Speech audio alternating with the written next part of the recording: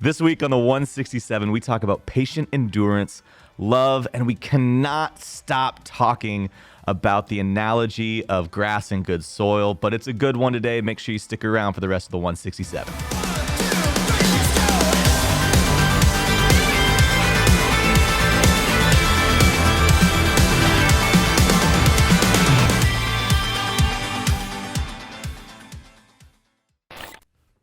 Hey, greetings, everybody. Welcome back to the 167. The Earth has rotated a little bit, so I've shifted positions. My name is Jake Reeves, and I'm sitting in the host seat today to grill Pastor Lucas, who's joining me because he brought the message this past weekend. I did bring it. You did.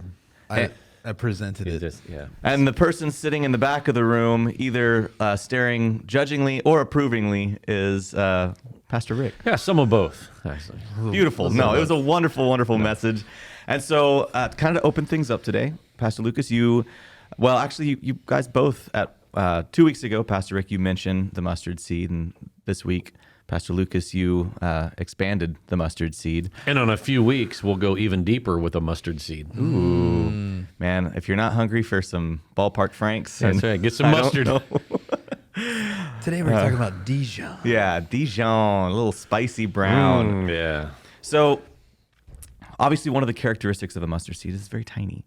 And it becomes, as you pointed out, Pastor Lucas, in other, like, modern-day Iraq and stuff, it's actually a pretty large tree, 30 feet tall.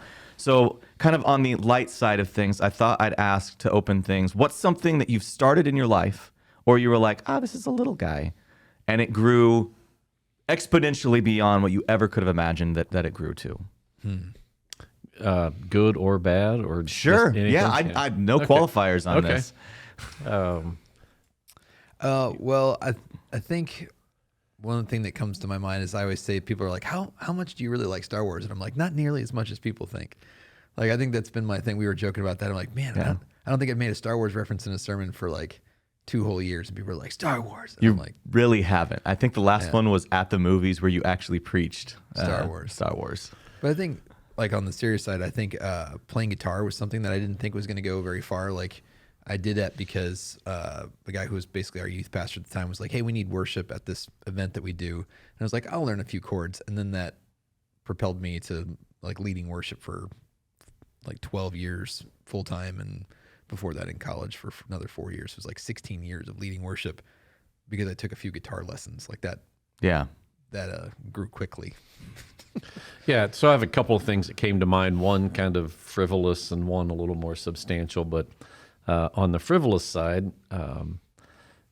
just wearing some socks that were, a little bit colorful turned into socks that still fill my drawer 4 years later. Or You're whatever. welcome. I thought you were going to say that fill your spirit. And I'm No, like, man, I still that's a have deep socks. connection. I'm like, I hate these socks now. And they won't wear out. Some of them just will not wear out. And so I keep wearing the same socks from our 30 days of socks. I just thought of that because, shameless plug, it is Pastor Appreciation. It is Pastor Appreciation Month. And so I got lots of pairs of socks You should during just that. start blessing other people this Christmas. So that's on the frivolous side, but a little more substantial is when Trudy and I, years ago, when we attended a church just to find a place to plug in, and we made a decision to start serving on the welcome team or the first impressions team, and we were like door greeters and just getting plugged in. And that little thing turned into a ministry opportunity, which turned into a full-time position at that church, which then turned into a calling into full-time pastoral ministry and led me here to New Life. And so, yeah. What's yours, Lumberjake? Lumberjake, exactly. I think on I guess that did steer me. So, initially, my frivolous one was turf grass. So people, if you listen at all, you know that I came from the turf grass world, like sports fields and golf courses and research and all that stuff. Because I was literally 2 weeks away from having nothing to do with it because I applied at a local grocery store just as a bagger position, and they didn't call me back. And so then I went across the street to the golf course that we lived across from, and they hired me.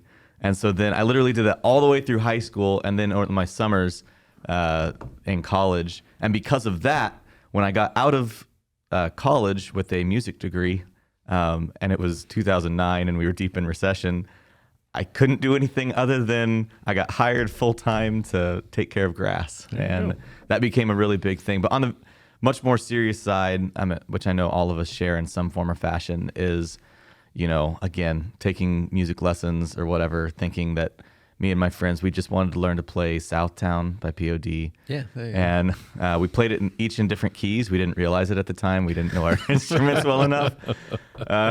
It was bad.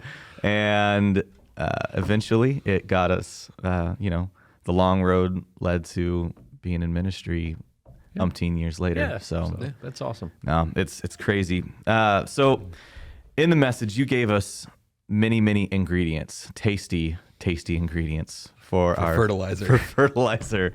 I prefer to lean towards the KFC side just because it was Sunday and it just made me think of fried chicken. Yeah. But fertilizer actually makes more sense with the mustard seed. One of the things that you spoke on was the environment that we're creating. Mm-hmm. Why does that matter? Why does cultivating a healthy environment matter? If somebody was, came and said, well, God's bigger than all that. Mm-hmm. Like just look at that tree that grew up in the middle of those rocks, or in the middle of the sidewalk or whatever. Like, what do you say? I would say that it's a preferred methodology, and you might be able to speak to this too, Pastor Rick. But I doubt it.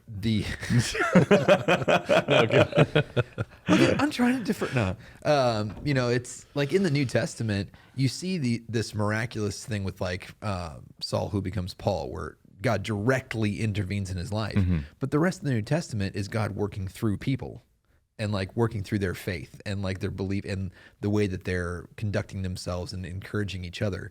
And so I think it should matter to us because it matters to God, because he has chosen that in the New Testament to say, yes, I could directly intervene in that, but I'm choosing to make you a part of my will and to make you a part of ministry here. And so, it's not, God came down in a fiery bush and healed the guy at the Gate Beautiful. He uses his disciples. He uses people. Just everywhere. It's a burning bush. Dear Lord, please help me on this test. And the burning bush appears. It's like, and so if we are to be God's conduit for how he wants to work in this world to minister to people, then if we're just trashing our hearts and our minds and our souls, we're not going to be ready for that. We're not going to prepare for that.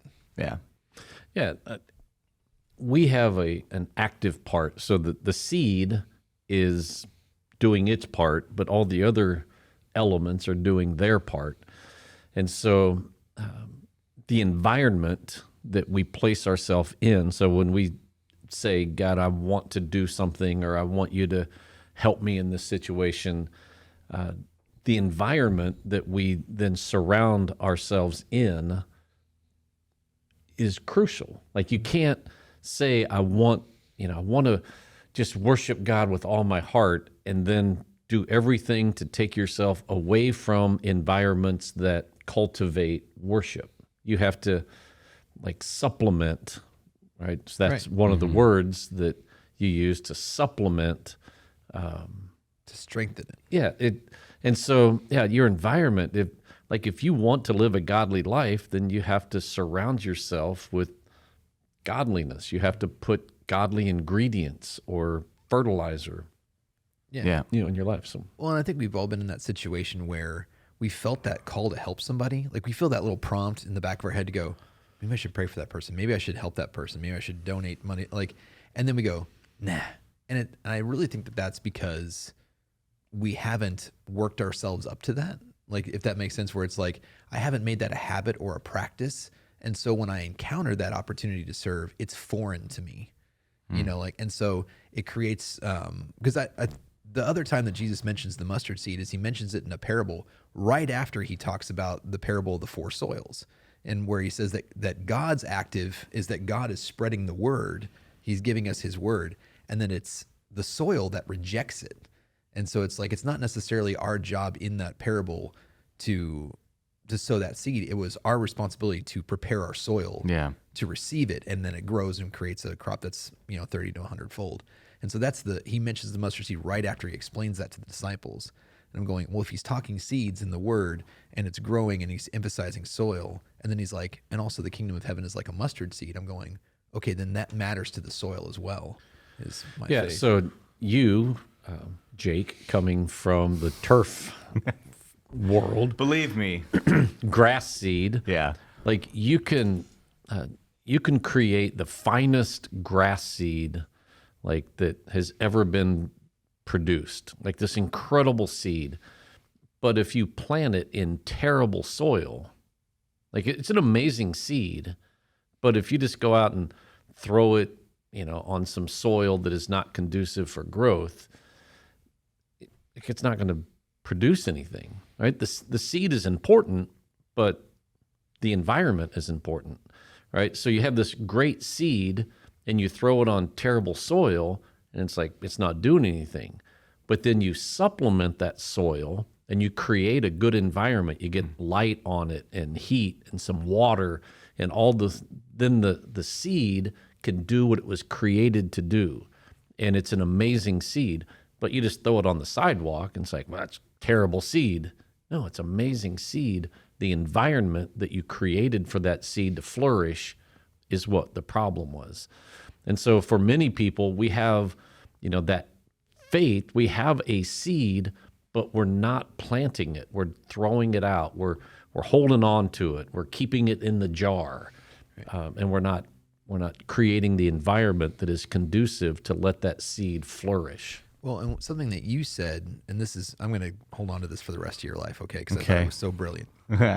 When you were preaching before and you said, we were talking about the fruit of the Holy Spirit, and you said, you find out if the fruit is sweet when you take a bite out of it. Oh yeah. And yeah, it was, that's going to be one of those things that it's like, a pastor friend of mine once said this, and it's like I always It's like say. I always Yes, said. always Yeah. said. But it was like it was one of those things that you said that I was like, oh, that's so good. And I wrote it down. But that's the thing in this situation is you can't get fruit unless you grow the seed to the point where it blossoms. Like you've got the seed, it has to grow into the tree and then branch out and then produce the fruit. And so a lot of times we're like, where's my fruit of peace? Where's my fruit of gentleness? And the Holy Spirit's like, where's my water? Like where's the soil that I can grow in? And so that because then we come to our times of crisis and we don't have that fruit and we're like, well, what happened to my fruit? And it's like, no, the Holy Spirit gave you this gift. Like faith all the time in the Bible is a gift. It's God who sows the seed. It's the Spirit that puts, it says that you can ask the Spirit for faith. Like he gives it to you. But if we don't nurture it and grow it, we don't, we produce bad fruit, like we don't produce good fruit. And then when people take a bite out of us, it's, it's not there when we need it. Yeah. I have to admit, like one of my long-term goals, somehow the last 2 or 3 sermons that we've preached here on like horticulture things, I've not been able to be a part of any of them. And so my long-term goal is sometime to preach a horticulture sermon because Get to wear your overalls and come I'm in just with like, let me tell you about this. Because I was thinking, as you were saying that, Pastor Rick, I'm like, the number of times people are super excited because they're doing a new house build, and they're like, I'm paying for an irrigation system and everything. I'm like, did you make sure that your builder scraped off all the topsoil? Because a lot of builders will just push the fill soil back in, and that's what your yard is, and it's trash. And it won't matter what you'll spend years trying to fight that. And Yeah, it's crazy, and probably everyone listening to this has experienced at some level with someone or themselves. Your yard gets all green, and then there's a giant brown spot in the middle of your yard, and you're like, "What is wrong with my yard?" And you try to fertilize it, then you dig it up, and you realize there's a big hunk of concrete that's 2 inches under the ground, that just a little bit of dirt got thrown over it, and it's not conducive for growth. Yeah, sorry. Quick funny story, then we'll move on. So when I was working in extension at K-State, I got called up to one of the seminaries here because they had this huge area that it was just dying constantly. And I'm like, but it was like in this perfect straight line. And I'm like, guys, what used to be here? And they were thinking, like, well, like maybe 5 or 10 years ago, there used to be a road right here. I'm like, did you go down and like dig all the way up and break it up? And they're like, no, it's probably like a foot of soil there. I'm like, oh, That's it. You're Yeah. never going to fix that. Yeah. And And everybody knows this intuitively. If you build it like an above ground garden bed or a flower Yeah. bed, you don't fill it with dirt. You fill it with potting soil. Like Yeah. you go and you get the garden mix that has all these supplements. And supplements. nutrients. So, all right, enough. Enough on that. So the world, Accept this metaphor. Yeah. the world, it programs us to be in a constant self-serving loop. We want to be selfish and like that feedback loop. Yep. We want to be feeling good things. And one of the ingredients was that patient endurance. And so, how do we identify goals that are worthy of patient endurance? And do you have any wisdom or tip for actually sticking with those goals? I'm not old enough to have wisdom. Do you have it? You are older than you want to admit. I So, know. yeah. So anything that is of God nature. So any goal that we have that is a pursuit of godliness, which is one of the things that one of the ingredients that make us more like God, is a worthwhile endeavor, and so we pursue those things. We want immediate. So, like, I just threw some grass seed out. We're not getting away from this metaphor. So, they're in between my yard and my neighbor's yard. There's a little, Goalie? yeah, just a little bit of a dip right there. And I don't know why, if water washes through there or if it's where we all turn around in the mower thing. I don't know. It just kind of got worn out and there was just a dirt spot there. So I put a little soil, dug up the ground, put a little new soil, threw some grass seed. And it has taken about 11 days or 12 days to see the grass. And it's just the small little, visible signs of some growth going on, but lots of things are happening under the surface. I just can't see it. And it's just a reminder that in these pursuits, that patient endurance is to understand that God is working some things in the soil, in all of those ingredients, and they're not visible to the eye, but things are happening. We want things to happen right now. So when I threw the grass seed down, on a Thursday, by the weekend, I'm like, well, there's no grass coming up. What's wrong? Well, it just takes time. It's taking everything within me not to be like, well, and that's the reason a lot of grass seeds put annual rye in it because it comes up immediately because people, and I'm like, this has nothing to do with the sermon, Jake. No, that patient endurance is to let God do his work while you are simultaneously doing your work. And it's this partnership that I talked about previously also, that God's doing his thing while we're doing our thing. And that partnership is then what produces the good fruit. It's what, that plant, that mustard seed pops up. And it's not simply that I have faith and my faith makes things happen. It's my faith is in this environment that is conducive for God to do something, and then you see the growth, right? So, and it takes time. Like it's that waiting on God's timing. Well, and I think that's really good. And I think the thing that helps me wait, like just personally, while I'm not seeing those results, is surrounding myself with people that want to go. Like recently, a couple of the guys in my life group decided that they were going to get me into shape, and so they're young guys, and so That sounds so condescending on their know, part. I'm like, no, I'm just kidding. I'm They're kidding. like- That's good for them. I know, and so And good like, for you. they've been encouraging me to come, and so like they're texting me every day, let's go get a pump, and I'm like, okay, and so like I go and lift with them, but like that's the thing, like I'm going, I'm not watching. They're like, are you weighing yourself? Are you looking? I'm like, no, I just show up because you guys expect me to be Yeah. here, and so even if I don't see an immediate result, I'm going for the fellowship, and I'm going because, like we all have that same goal. Like we've all, fixed our eyes on that goal. And so, and if it's painful, I have somebody there that's with me. That's that brotherly love kind of thing.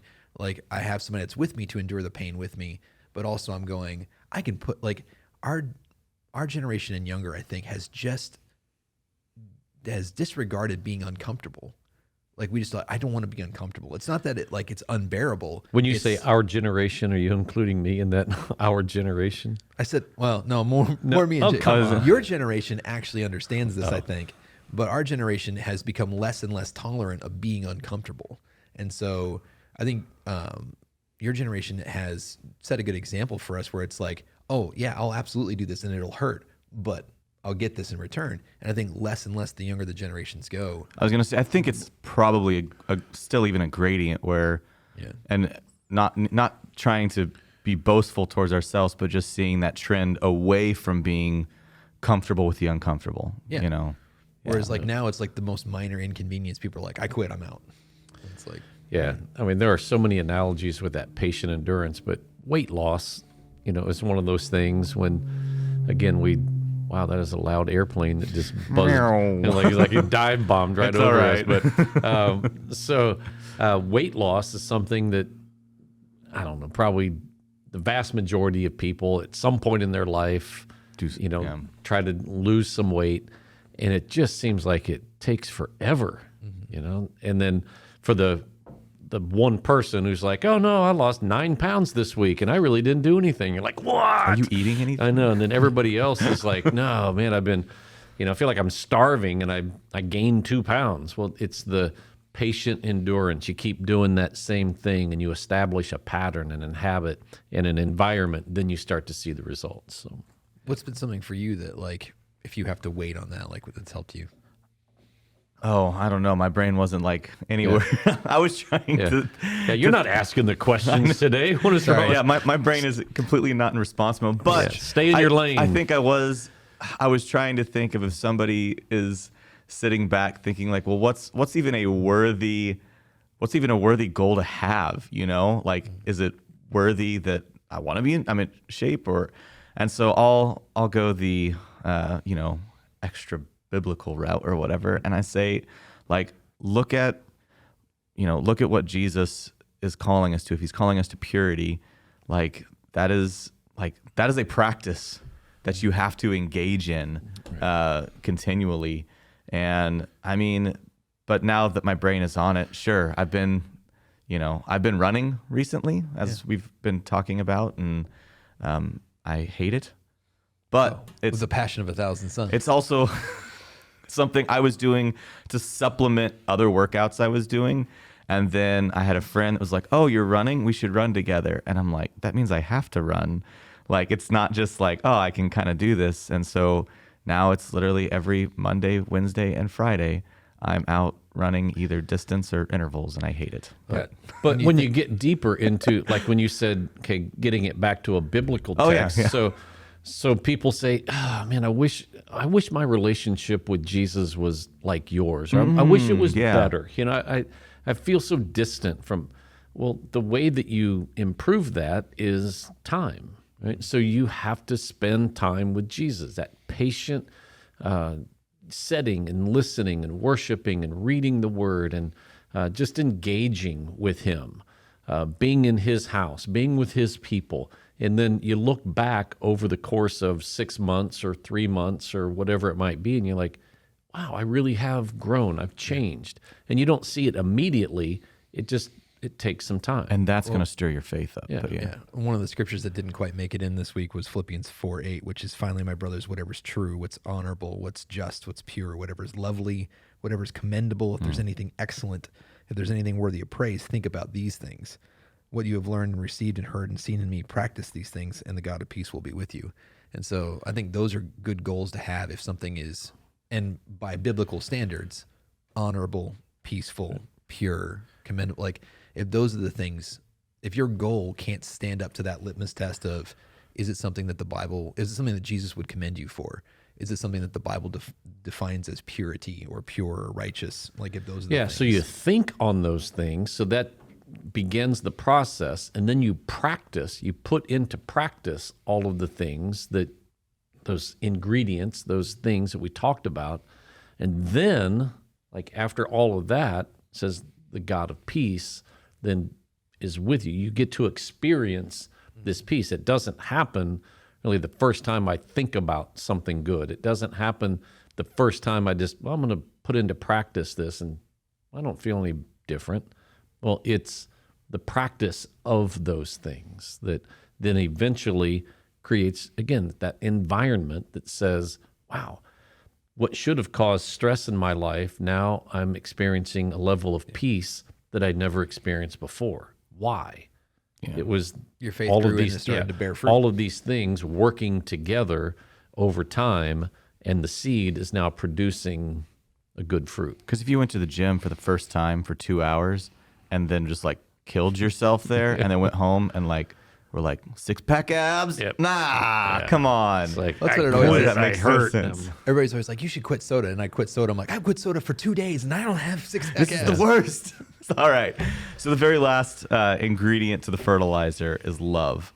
And use the passage, and I realized I didn't really prepare super well. Was it 1st or 2nd Corinthians? 1 Corinthians 1 13. Corinthians, yeah, 13. And just saying how all of this ends up just kind of being meaningless or falling apart if love isn't there. Why is that the case? Because God is love. And like, that's, Yeah. I mean, No, that's good. I mean, that sounds like like there's a Sunday school song about it, but I mean, it really is where it's like, if God is love and I go out and I'm like, Jake, I prophesy over you that, and I'm like going, but I don't love you and I'm not teaching you about God and Yeah. I'm not modeling that for you. What good is, you're just a fortune teller. Like that's I think the really thin razor line between some of the things that the enemy does and some of the things that we do. It's like, yeah, I can go get my fortune told by a medium, or Or an extra large. yeah, or versus somebody gives me a word from the Lord that prophesies over me. Ba-dum-bunk. Yeah, Yeah. the difference is love. Love, yeah. and like that's why a prophecy word should be edifying to you. It should be in love, So- and even a rebuke can be in love. So what's the litmus test that love is there? Wow, I don't. And you've got around 3 minutes. To, I know. I was. So wow. I'm just gonna let you jump in here. No. Before you threw that bomb in there, let me see if I can tie this together. My mind was going. I've been doing a little bit of a study on John, the person who wrote, various parts of the New Testament. The Gospel of John being one, but all of his experiences in life, and they were many, and most of them were not good. Right? He suffered greatly. Yeah, boiled in oil. Yeah. So, I mean, at the end of his life John is one of the later, probably the last of the Gospels that was written, and he's writing it, reflectively as an old man looking back. And one of the things that I've seen, and I've been reading and learning about his writing of the Gospel of John, it's about love. And he sums it up by saying all these experiences, God is love. Right. And it doesn't seem like God is love when you look at the experiences of his life. And so, what was your question? So what was the litmus test that Yeah. love is there? So the litmus test of whether love is there is the fruit that is produced in your life over the long haul when you look back and say, what difference did love make in the world or in my life? Do I have it? Do I not have it? Am I reflecting it? Am I not? And you have to look at the totality of life to look back and be able to say with confidence, God is love. Yeah. Right. And all of this environment, this fertilizer and the fruit is the evidence that, Yeah, you have to be familiar with God's character and fruit. yeah. Yeah. Man, good words today. Did I tie that together somehow? for I don't loving know. that as the last minute. It was great. So, hey, everybody, thanks for joining us on the 167. Make sure you stick around for the 7-minute story after. Hey, welcome back to 7-Minute Stories. I am here with Kent Butels. Thank you. Am nice I to be pronounce it? I always want to put the emphasis. It's Butel. Butel, Yeah, just Butel. not Butel. It's kind of like beautiful, but just the first part. Butel. Yeah. Full. Isn't that nice? Butelful. You're welcome. All right, Kent. Let's talk 7-Minute Story. I like it. You, It's been a while. Yeah. So tell me about how your faith journey started. So I've been in the church most of my life. My first memory of church was 2 years old in the nursery pulling heads off Barbie dolls. So that was exciting. Past I was that, pulling heads off Barbie dolls, writing pentagrams on the wall. you know, it was a Methodist church. I'm sure that was okay. Maybe, I don't know. Anyways, I grew up in a holiness denomination church. So super strict. Women weren't allowed to cut their hair. No jewelry for men or women. They preached against anything worldly. No going to the movies. No TV in your house. I mean, we did it, but they preached against it. How long were you in that? So I was there from probably 6 years old to 8th grade. So a majority of my childhood. So with that came Sunday morning Sunday school, Sunday morning church, sometimes potluck. We love potluck. Sunday night church, Thursday night prayer meeting, and then that was just the week. And we would just do that because that's what we did. So I enjoyed it to a point because we had a good foundation, but there was a lot of legalism that I found out later on in my life. With that came private school, and so they had a school at this church. So there's probably 35 to 40 kids in the entire school. So they taught a program called Accelerated Christian Education, which is it was a good course, but you memorize scripture every month. You did all these work, but I was a slow learner, so I was always behind. So I got picked on for that. So childhood was rough. Well, it sounds like a really, like you said, legalistic or strict experience. Mhm. So you said till 8th grade. What changed? We left that church because there was issues and just a lot of politics and drama, just like a lot of churches have, unfortunately. So we left that church and we kind of church hopped. I got invited to a youth group at a Bible non-denominational church, so I started going there. And so that was there was no legalism. It was just like, here's the word of God. This is what we believe. Cut your hair. Yes, that too. And so I really grew there. I got friends that believed in God that didn't make fun of me all the time, so which was nice. But from there, we went on youth trips. We went to these things called Dare to Share Ministries trips. We learned how to spread the gospel, so I always enjoyed that, the big conferences. And so that kind of ignited my faith more about the Word of God, the importance of it. But it wasn't until college that it really blew up. What happened at in a good college? way. So I went to Ottawa University in Ottawa, Kansas. Shout out to Ottawa University. Shout out. So there, I went to college because I was like, I need to get out of the house. I want to be close because I don't want to travel far, but I need to get out. I didn't know what I was going to major in. I switched my major 5 times in my freshman year because I had no idea. And I went from biology to like exercise science to history. Like I went across the board because I just didn't know what I was doing. But I settled on Christian studies and ministry, so I have a ministry degree. The reason I did that is my freshman seminar was over C.S. Lewis, which was really interesting actually because all I knew about was The Lion, the Witch, and the Wardrobe movies. I mean, they're cool. But then they made you read like The Abolition of Man and then yeah, and all those fun ones. Mere Christianity. Yeah, I liked Mere Christianity. That was good stuff.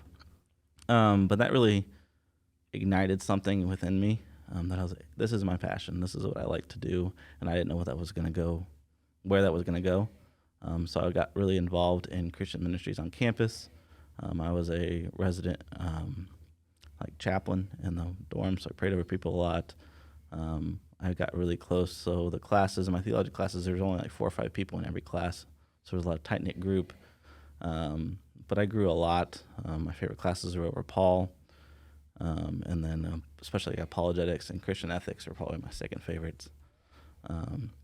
But there I went to camps. I was a camp counselor in Colorado, Wyoming, Nebraska. But that's where I started learning more about spiritual warfare. And I'd never even seen it before. Didn't know that it was a thing. I mean, you hear about it, you read about it, but experiencing it for yourself is a different animal. Yeah. So you met your wife Jenny at college as well, Mm-hmm. and then you ended up working for the city of Pomona, right? Correct. So I met my wife in college. We dated. She transferred to Baker University, so we learned distance a little bit, which was probably a good thing. We grew a lot together, and we've been married for 5 years this year. Yeah. And so that's cool. And then how did you guys find New Life? So we found New Life. I was actually a Starbucks manager in Overland Park off 159th and Antioch because I just got retail. It was just a position. I needed money. And Jenny worked up there. So we wanted to live in between our family and work. So we moved to Gardner, actually the Moonlight Apartments across the street. And we were like, hey, let's go check this church out. And the first week that we went was Bike Week in 2017. And we were like, oh, I don't know about this place. I mean, it was cool, but I had these ideals in my head of what I wanted from a church. I wanted Bible-based. I wanted deep into the Holy Spirit. I wanted all these things. So I wasn't too sure what I wanted even then. And so we went to New Life. We tried to see if we liked it, and we left for a while. We church hopped again. We went to a Baptist church for a while where my wife grew up. We went to an Assembly of God church back in Ottawa, and it just wasn't fit. And I was like, God, what are we supposed to do? And I kept hearing New Life. And so I was like, okay, we'll go back to New Life. So we went back to New Life, and that's when we actually got really connected. We joined your life group. I got connected in tech, so I serve on the tech team. And You are the tech team. yeah, you know. I'm Shout on out- the Bruce Squad. You Shout are out the to Bruce Ryan Squad. Ellis. I'm his servant. Yeah. But that's kind of where we got really connected was your life group. And from there, we led a life group for a little bit. And then I got really involved in prayer team and doing prayer sessions with people. Tell me about, you had mentioned you wanted to talk a little bit about what God's been doing in your life over like the past year. Yeah, so my wife and I, Jenny, we have a daughter. Her name's Clarity. So a big story there is when Clarity was born, we found out really quickly that she had a dairy allergy. My wife would eat dairy. She would breastfeed, and she would just shriek and cry hours. There was nothing we could do about it. So we cut out dairy, cut out eggs. No eggs, no which cheese. sucked. Yeah. But we struggled with that for 18 months. We prayed about it, but I believed in my heart that we had to be on the same page about healing. I believe that God could heal. I believe God did heal, but my wife had to be on the same page. And so we talked about it, we prayed about it, and then it was actually Father's Day this year. They had a Donuts for Dads thing in our daycare, and I could see her looking at all the other kids eating these donuts, just smashing their faces with the chocolate and gooiness. I was like, God, I've had enough. Like, she's healed. Like, I believe that. Let's go. So I gave her the donut. She ate the entire donut, started eating frosting off the floor. I was like, well, this is either going to go really bad or really good. I don't even, frosting off the floor. I don't know how that ends I was well. like, whatever. But we did that, and I had no doubt that God healed her. So I went down and told my wife in her classroom, and she looked at me. She was like, what did you do? I was like, it was time. And I just nonchalantly just left, and she was like, okay. And so that was a big move for us as a family of believing in God's healing and believing in the power of the Holy Spirit. Because I've seen it, I've prayed over people, I've seen people healed, but for my own family member, that's a different thing. Yeah. And for the listeners out there that are in suspense, the baby was fine, right? She didn't have to go to the hospital. No hospital visits, no crying that night. She's healed. Yeah, Praise God, man. yes, ma'am. And then what are some of the things that you're looking forward to? Like, do you have a goal that where you're going to take this next 1, 2, 3 years? So like you said, I work for the city of Pomona. I'm a city treasurer, which I had no idea I would ever do because I hate finances. But I was hired because I was trustworthy. I am trustworthy. But my degree is in ministry. I don't know where that God's going to lead me to. I don't know what I'm going to do, if I'm going to work in a church. But I would like that to happen in the next 1 to 3 years. Just because we're at a point in our life where our daughter's growing up, we want to have more kids. I want life to stabilize a little bit, which maybe is a dream, but I don't know. And you think ministry is going to stabilize your life? I think Join us next time. I know. But I think if you find out something you're passionate about, even when it's crazy, there's still a peace about it. Absolutely. Well, I think that's an amazing story. Like I said, I've seen God just really, light you on fire. And these past couple of years, I've just seen you take a leadership role. I've been very proud of you, and just to get to witness your growth. I appreciate that. All right. Well, thanks for coming on and telling us your 7-minute story. Yeah. We'll see you guys next time here on the 167. If you enjoyed this episode of the 167, make sure you like, subscribe, follow, get notified, leave a 5-star rating and a positive review. Tell all your friends to listen as well. Make sure you go over to newlifegardener.com and check out all that we have to offer as a church, and check out our messages online as well. Thanks for listening.